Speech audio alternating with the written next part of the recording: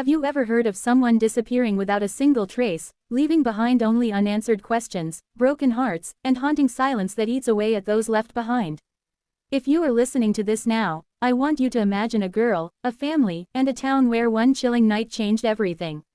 And before I take you into this story of shadows, betrayal, and the kind of secret that can shatter an entire life, let me pause for just a second, because stories like these, stories that grip your heart and won't let go, deserve to be shared.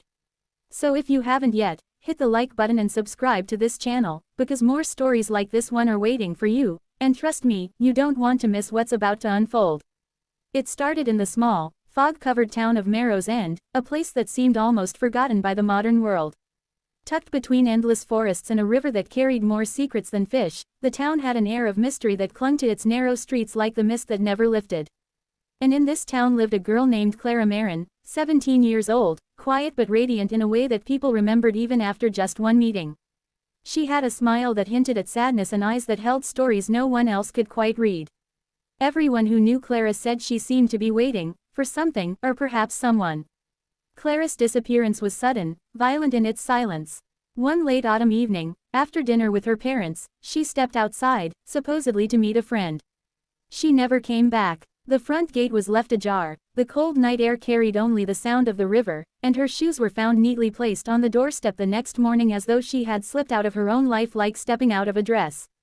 Her parents searched, the police dragged the river, neighbors combed the forests, but there was nothing, no footprints, no struggle, not even a clue that suggested where she might have gone.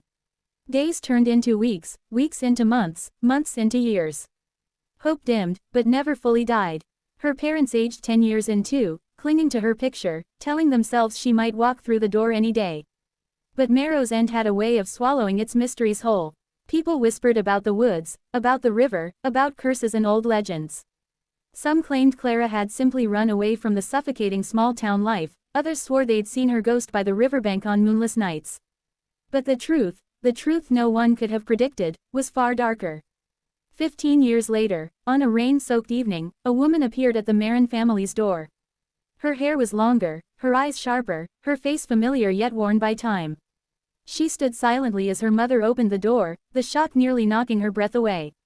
It was Clara, or at least, someone who looked like her, aged, haunted, and carrying an aura that felt heavier than grief itself. The town was thrown into chaos. Questions burned in every corner. Where had she been? Why hadn't she come back sooner? What had happened that night she disappeared? But Clara said little. She only whispered to her mother, "I can't stay long. I shouldn't have come back at all." And that was the beginning of the unraveling. Clara's return was not the miracle her family hoped for. It was a storm that threatened to tear everything apart. She was restless, always looking over her shoulder as if something, or someone, was watching. She refused to sleep in her old room, refused to eat at the table with her parents, and when her father tried to embrace her, she flinched like a wounded animal. The once bright girl now carried scars no one could see but everyone could feel. At night, neighbors reported strange lights near the riverbank. Dogs barked furiously at shadows that weren't there. And Clara, more than once, slipped out of the house in the dead of night, only to return at dawn, mud clinging to her clothes and eyes hollow from whatever she had faced in the darkness. The people of Marrow's End began to talk again, only this time, their whispers were sharper, more fearful. Some believed she wasn't Clara at all, but something else wearing her face. Others said she had made a pact with the old river spirits, the ones the town elders used to warn about in hushed voices. But Clara's truth was neither ghostly nor divine. It was human, and humans can be far more terrifying. Her younger brother, Daniel, who had been only 2 when she disappeared and was now a grown man, became obsessed with uncovering her story. He shadowed her, questioned her, begged her to tell him where she had been. And one night, Clara broke her silence. Sitting in the dim light of their attic, she whispered a tale that made Daniel's blood run cold. She hadn't been taken by strangers, nor had she run away willingly. She had been lured by someone she trusted, someone from the town, someone who had promised her escape from her suffocating life. But instead of freedom, she had been dragged into a darkness she couldn't escape. A hidden world beneath the town itself, a network of tunnels, secret gatherings, and a group that called themselves the Circle of Ash. For 15 years, Clara had lived in their grip, half prisoner, half participant in rituals that blurred the line between myth and madness. She spoke of masks, of torches burning underground, of oaths whispered in the dark that bound her soul tighter than chains. And most terrifying of all, she said she wasn't the only one. Others had been taken too, though not all had survived. Daniel wanted to run to the police, to expose it all, but Clara grabbed his arm with a strength that startled him. "You don't understand," she hissed. "They are everywhere. They are listening. If you say a word, they'll come for you, too. They'll come for all of us." From that night on, Daniel's life was never the same. He saw shadows where there should be none. He noticed people in town watching him too closely, shopkeepers, teachers, even the pastor at the church. Ordinary faces now seemed like masks. And he realized with dawning horror that Clara was right. The circle wasn't some forgotten cult hidden away in the woods. It was here, living quietly among them, waiting, watching, guarding their secrets.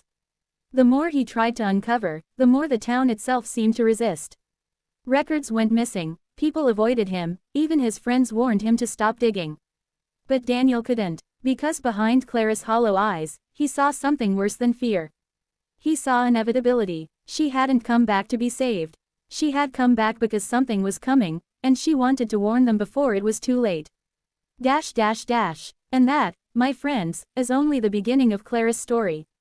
She vanished one night and returned 15 years later with a secret too dark, too dangerous for anyone to believe. But in Marrow's End, secrets don't stay buried forever. And in the next part of this story, you'll learn what Clara was truly running from, and what horrors the Circle of Ash had planned for the town itself. You've already heard how Clara returned after 15 years, carrying with her the shadow of something too dark to explain. But what happened after that, the unraveling, the revelation, and the final truth, would push Marrow's End into a nightmare it would never forget. And before we step into the depths of this shocking conclusion, remember, hit the like button and subscribe to this channel so you don't miss stories like this, because what you're about to hear will stay with you long after it's over. Daniel couldn't sleep after that attic confession. Clara's words about the Circle of Ash echoed in his skull like a cursed chant. He had grown up in Marrow's End thinking it was just a sleepy little town where nothing happened, where mysteries were only old stories told to scare children. But now, he felt the weight of eyes on him every time he walked down the street. The butcher smiled too knowingly. The librarian seemed to watch him too long.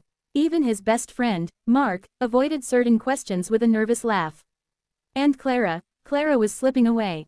Every night she vanished into the mist, and every morning she returned more fragile, more broken.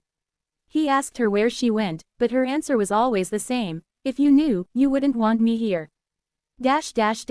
One evening, Daniel followed her. He kept to the shadows, his breath caught in his chest as he trailed her footsteps down to the riverbank.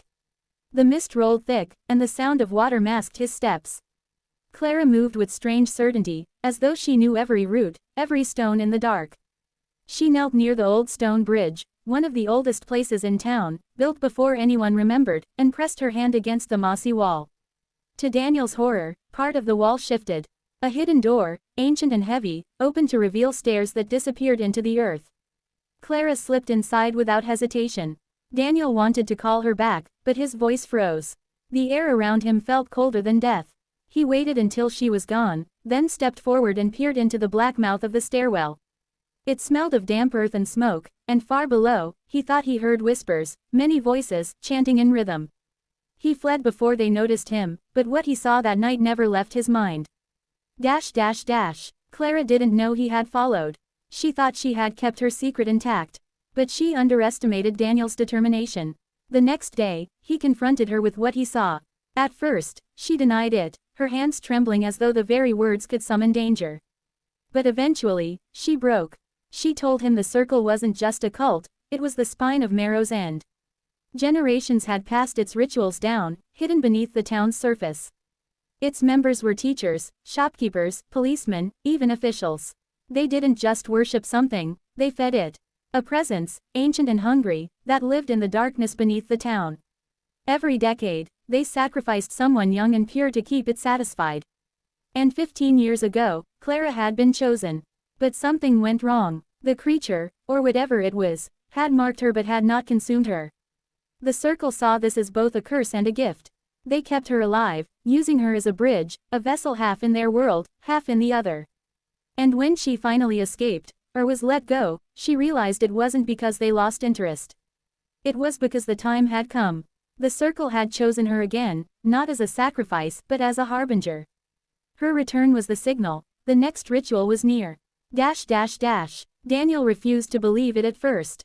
Monsters beneath the earth. Ancient presences fed by the town. It sounded insane. But Clara's eyes, those hollow, trembling eyes, told him it was truth. And then the signs began.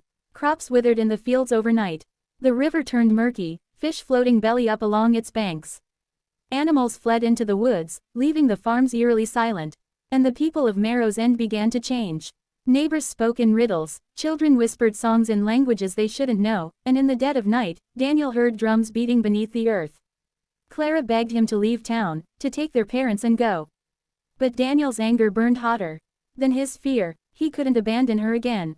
Not after 15 years of her suffering. He promised her he'd end it, expose the circle, and free her from whatever curse bound her. The deeper he dug, the more danger closed in. One night, as he searched the library for old town records, he found pages torn out, whole sections missing. But in the scraps that remained, he uncovered fragments of truth.